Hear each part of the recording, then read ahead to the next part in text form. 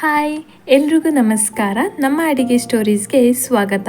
ಇವತ್ತಿನ ವಿಡಿಯೋದಲ್ಲಿ ಹೆಸರು ಕಾಳು ಹಾಗೂ ಅಕ್ಕಿನ ಸೇರಿಸಿ ಮಾಡುವಂತಹ ಸಿಹಿಯಾಗಿರುವಂತಹ ಹೆಸರು ಕಾಳು ಕಿಚಡಿನ ಸಿಂಪಲ್ ಆಗಿ ಯಾವ ರೀತಿಯಲ್ಲಿ ಮಾಡೋದು ಅಂತ ತೋರಿಸ್ತಾ ಇದ್ದೀನಿ. ನಾವೆಲ್ಲ ಸಣ್ಣೋರಿರಬೇಕಾದ್ರೆ ಊರಲ್ಲಿ ಇದನ್ನು ಬೆಳಗ್ಗೆ ತಿಂಡಿಗೆ ಅಮ್ಮ ಮಾಡಿಕೊಡ್ತಾ ಇದ್ರು. ತಿನ್ನೋಕೆ ತುಂಬ ರುಚಿಯಾಗಿರುತ್ತೆ ಮತ್ತು ತುಂಬಾ ಹೆಲ್ದಿಯಾದ ರೆಸಿಪಿ ಇದು. ಮತ್ತು ಇದು ಸುಲಭವಾದ ರೆಸಿಪಿ ಅಂತಲೂ ಹೇಳಬಹುದು. ಹೆಸರು ಕಾಳನ್ನು ನೆನೆಸಿಟ್ಕೊಂಡ್ರೆ ಕಿಚಡಿ ಮಾಡೋದು ತುಂಬಾ ಸುಲಭ. ನಾನಿಲ್ಲಿ 1 ಲೋಟ ಹೆಸರು ಕಾಳನ್ನು ತೊಗೊಂಡಿದ್ದೀನಿ.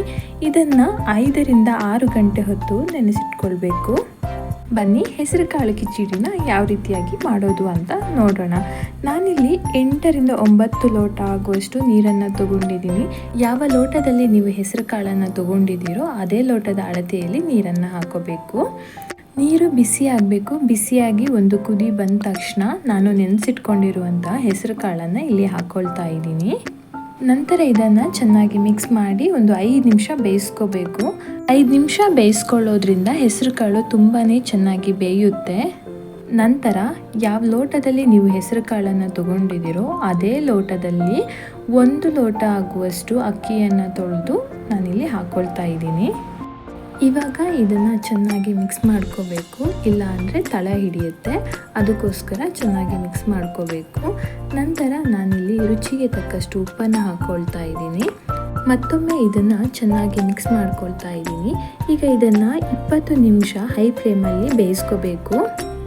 20 ನಿಮಿಷ ಆದ ನಂತರ ಅಕ್ಕಿ ಮತ್ತು ಹೆಸರು ಕಾಳು ಚೆನ್ನಾಗಿ ಬೆಂದಿರುತ್ತೆ.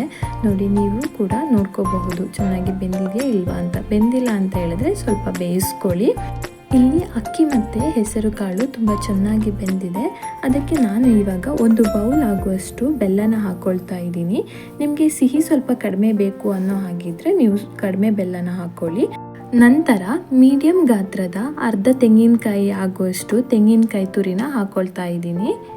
ಇವಾಗ ಇದನ್ನು ಚೆನ್ನಾಗಿ ಮಿಕ್ಸ್ ಮಾಡಿ ಲೋ ಫ್ಲೇಮಲ್ಲಿ 5 ನಿಮಿಷ ಬೇಯಿಸ್ಕೋಬೇಕು. ಇಲ್ಲಿ ನೋಡಿ, ಈ ವಿಡಿಯೋದಲ್ಲಿ ತೋರಿಸ್ತಿರುವಷ್ಟು ಗಟ್ಟಿ ಬಂದರೆ ಸಾಕು. ಜಾಸ್ತಿ ತೆಳುನೂ ಬರಬಾರ್ದು, ಜಾಸ್ತಿ ದಪ್ಪನೂ ಬರಬಾರ್ದು. ಇದು ಸ್ವಲ್ಪ ತಣ್ಣಗಾದ ನಂತರ ಇನ್ನೂ ಸ್ವಲ್ಪ ದಪ್ಪ ಬರುತ್ತೆ. ಸೊ ಇವಾಗ ಈ ಹದದಲ್ಲಿದ್ದರೆ ಮತ್ತೆ ತಣ್ಣದ್ಬಿಟ್ಟು ಸರ್ವ್ ಮಾಡುವಾಗ ಹದ ಕರೆಕ್ಟಾಗಿ ಬರುತ್ತೆ.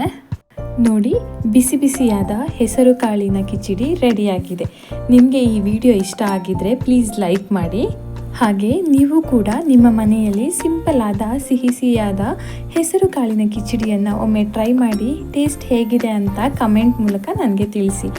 ಹೀಗೆ ಇನ್ನಷ್ಟು ಸಿಂಪಲ್ ಹಾಗೂ ರುಚಿಕರವಾದ ಅಡುಗೆ ರೆಸಿಪೀಸ್ಗೆ ನಮ್ಮ ಅಡುಗೆ ಸ್ಟೋರೀಸ್ನ ಸಬ್ಸ್ಕ್ರೈಬ್ ಮಾಡಿ ಅಂತ ಹೇಳ್ತಾ ಇವತ್ತಿನ ವಿಡಿಯೋನ ಮುಗಿಸ್ತಾ ಇದ್ದೀನಿ. ಮತ್ತೆ ಮುಂದಿನ ವಿಡಿಯೋದಲ್ಲಿ ಸಿಗೋಣ. ಧನ್ಯವಾದಗಳು.